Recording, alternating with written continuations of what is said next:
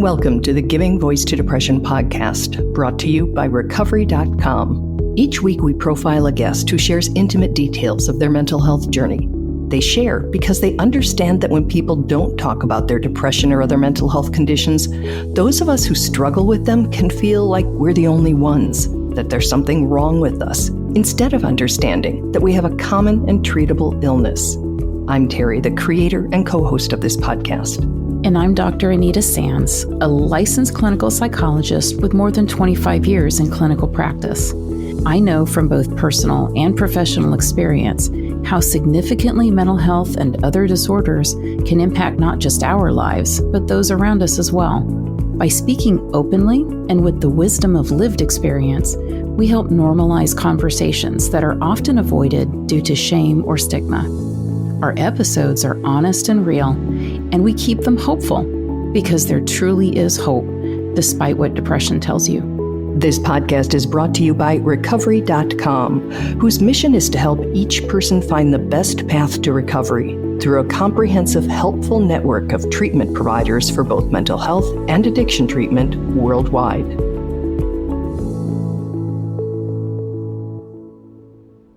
Hello, Anita. Hi, Terry. You know, we started last week's episode with a beautiful poem, and we got such positive feedback that we're taking the opportunity to share another one that we found. This is by Trudy Jane of Poetry, Prose, and Pondering. She writes, "I'm not saying it will be the same as you may once have expected it to be. I'm not saying it will always be easy to keep moving forward. I'm not saying if you can't, then you are the problem or haven't tried. I am saying you deserve to experience the best life you can, despite circumstances. I am saying you deserve to have happiness, despite the odds. I am saying that you can try again, or even try again in a different way. I am saying that I hope you see all the magic that lives in you. Choose you." While that message is for each and every one of you listening, it is also for today's guest, Bob. A suicide attempt survivor who had never publicly shared his story before. He made the brave decision to honestly share about his journey so that others can learn from real life experience that the bottom does not have to be the end. We are reviving this interview from our archives for this last week of Suicide Prevention Month in the hopes that this story will revive some hope in you. This interview was originally produced with funds from Mental Health America of Wisconsin. Here now is Bob, giving his voice to depression.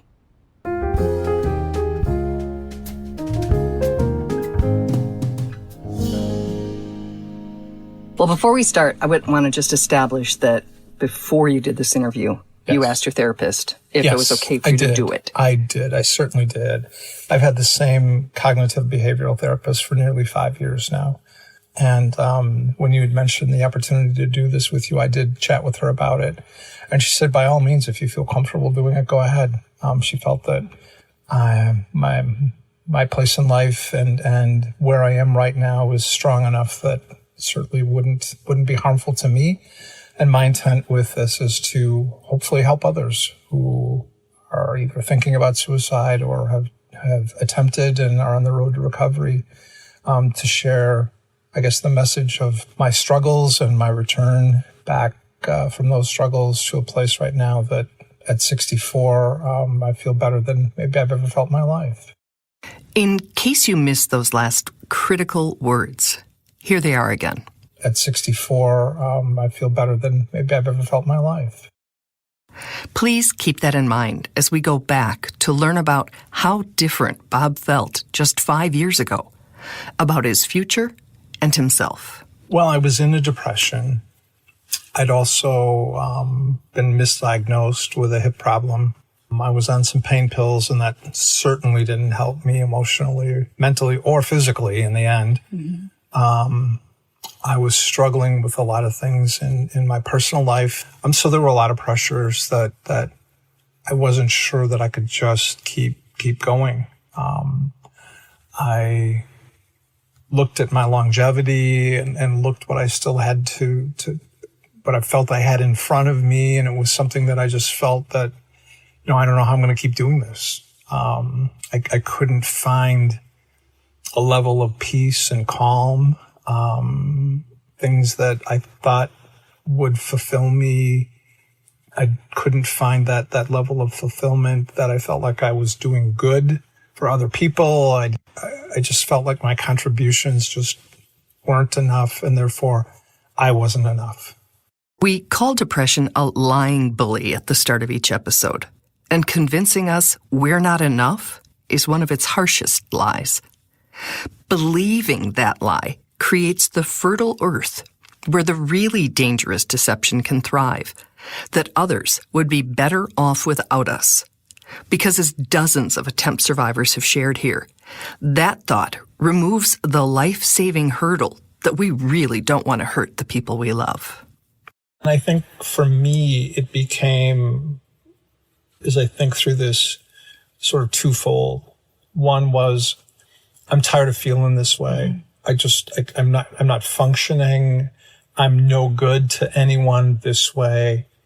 Let me get out of the way so other people can just live their life without having to worry about poor Bob, who's sick and who's been through treatment and, who's caused so much pain in the past. Those were the stories I started to tell myself. So it was more of, it started there, and then it manifested into, I just can't do this anymore. I just can't.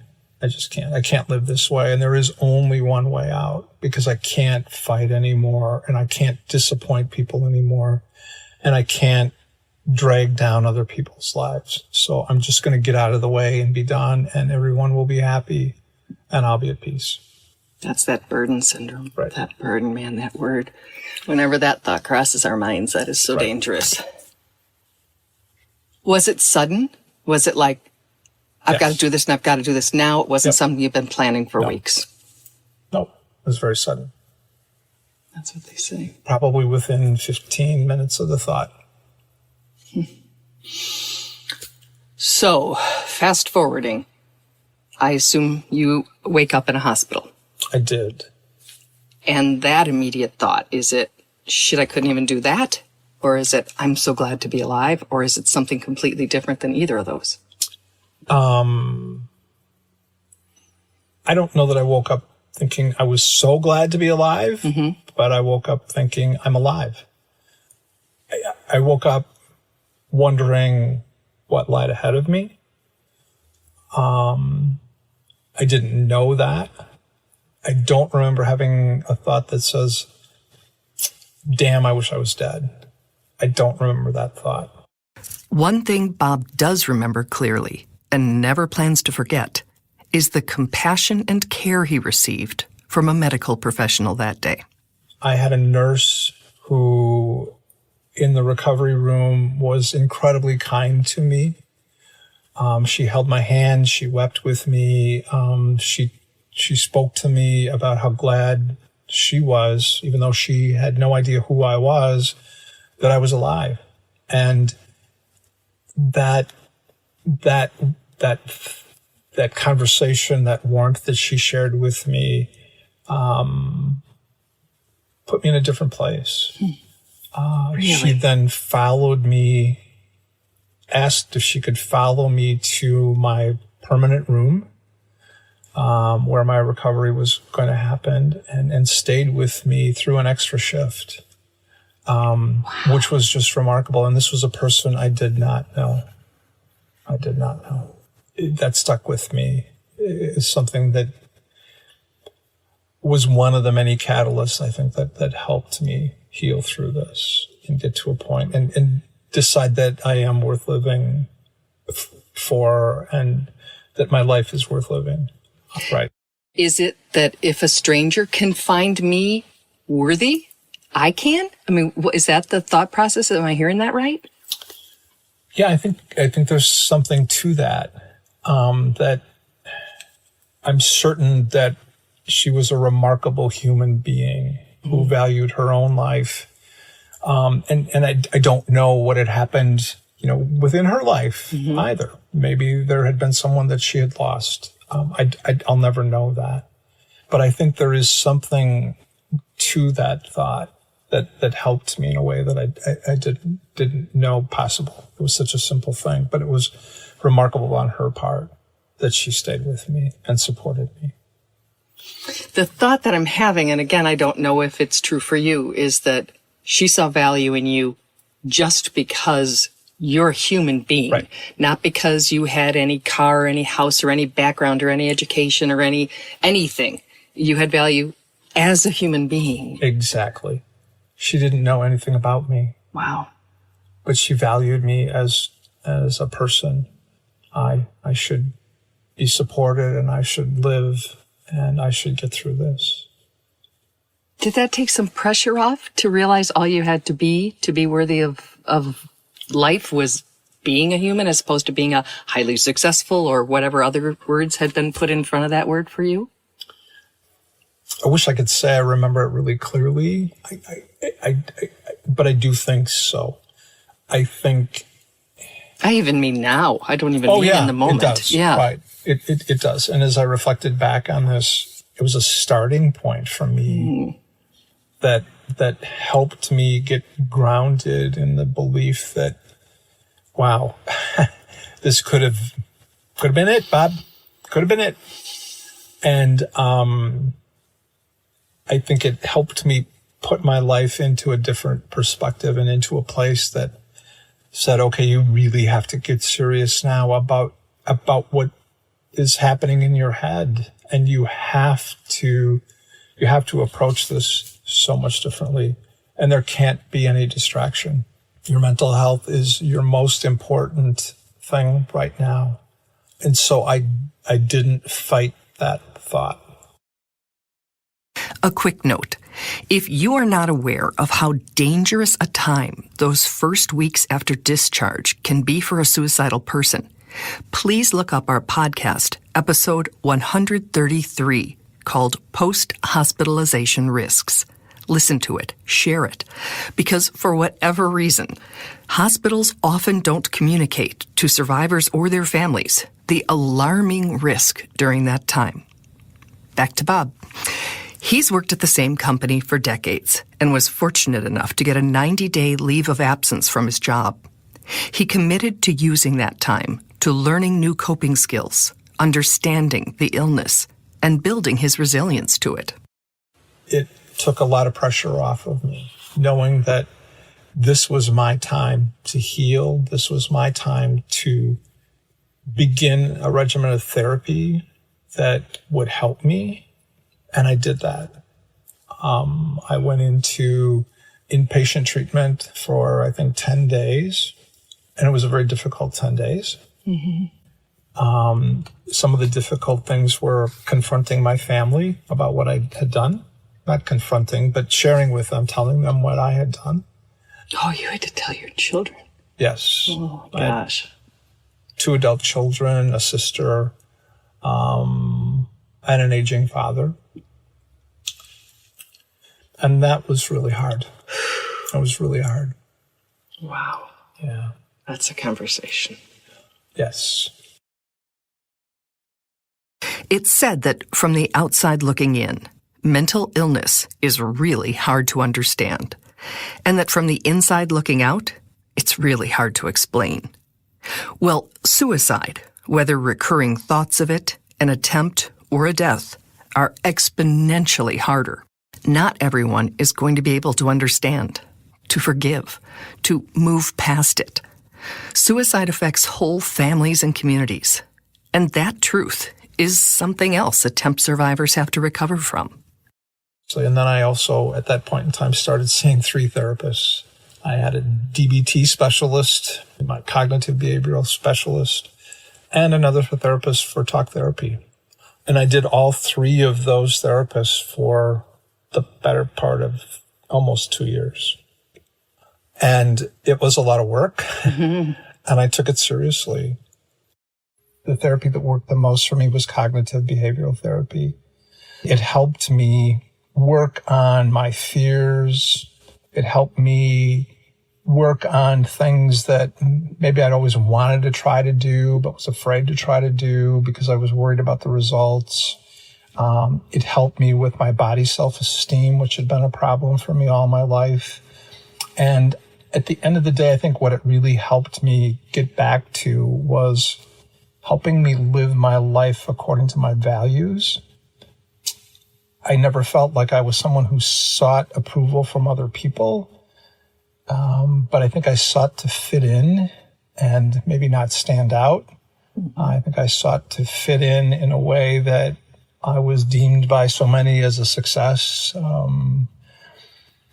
Home, cars, trips, kids, clothes.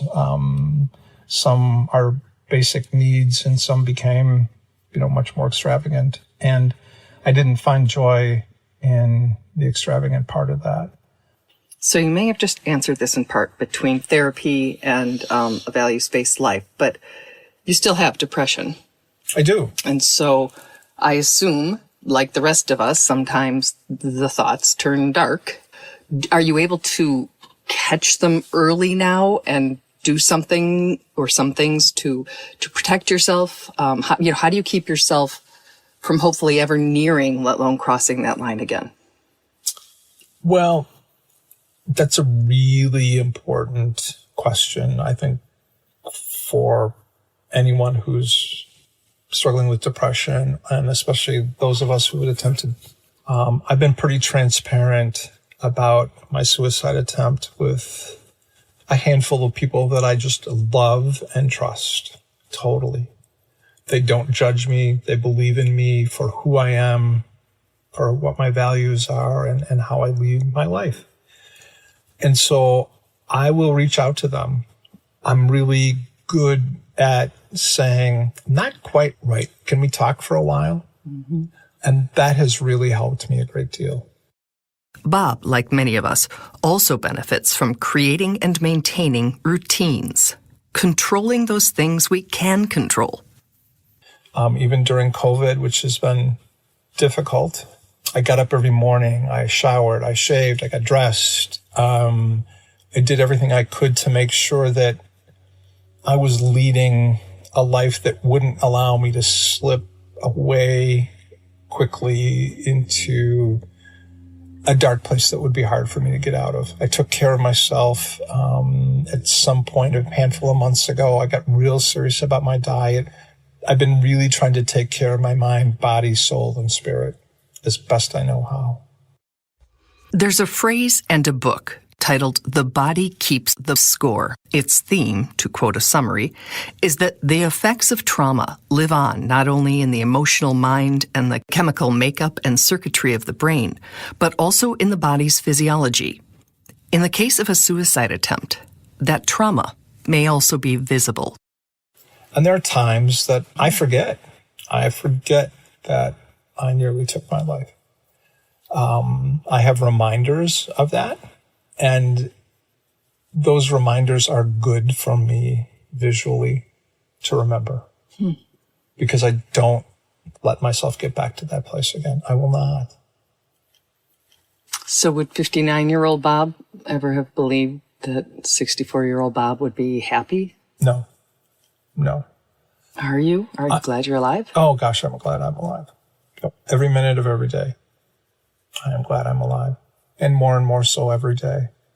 I think the more I get back to really living my values, to doing the very simple things that I love, and acknowledging the fact that I am enough just as I am, and being able to be authentic about what I love and what I don't love, who I love, who I've chosen to maybe slip away from.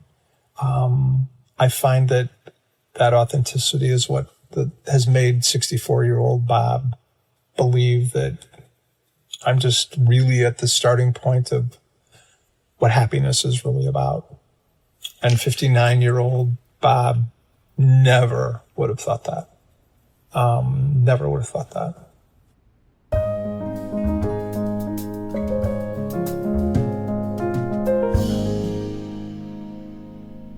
So, Terry, I have so many thoughts about this episode. I really, really love Bob, first of all. And The first thing was, kind of at the beginning of the episode when he talked about what we called that burden syndrome. Oh, yes. And how dangerous that thought, once that begins to enter your mind that you are a burden to the people that you love, you must immediately get either confirmation or disconfirmation from the people that you love. It's going to be disconfirmation, although you won't believe that, but that's absolutely critical to do if that starts happening. So you ask them, you say, am I a burden to you? You say, would you be better off if I was gone? How do you seek that? I think I would start with admitting that I'm having this thought or this feeling. Yes. I've been feeling like I'm just a burden and that you would be better off without me. And I just need to know how you feel about that.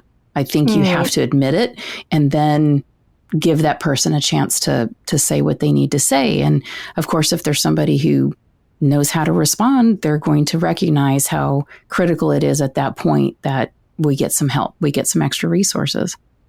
Oh, what a powerful conversation that would be. That would be great. The other thing in this episode that I was so struck by, and I'm sure you were too, was that ER nurse. And wasn't that beautiful? Yes. Her kindness and her saying that she was glad that he was alive had such incredible power for him, staying in extra shift to make sure he could transfer to, his room. You cannot tell me that there are not earth angels.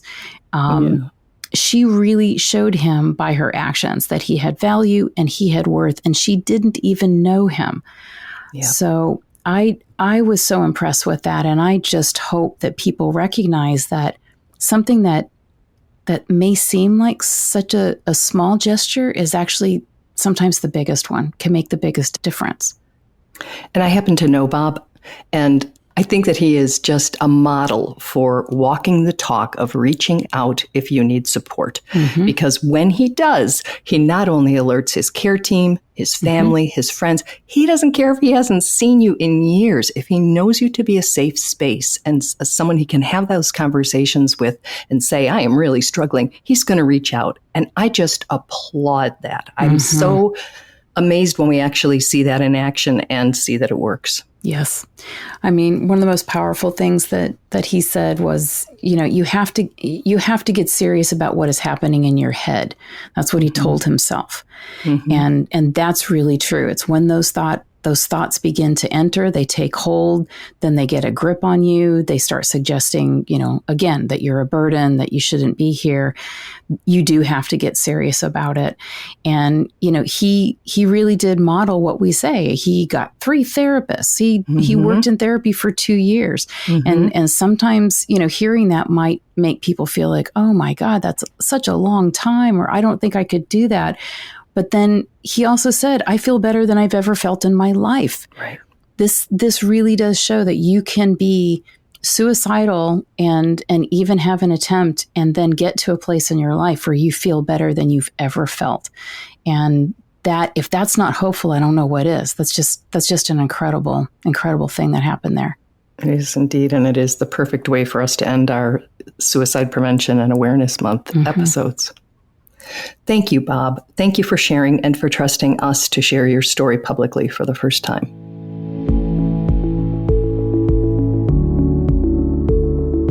We truly hope that our podcast brings a little more understanding, helps you better articulate and reflect on your own experience with depression, or better understand how to support someone else who is struggling.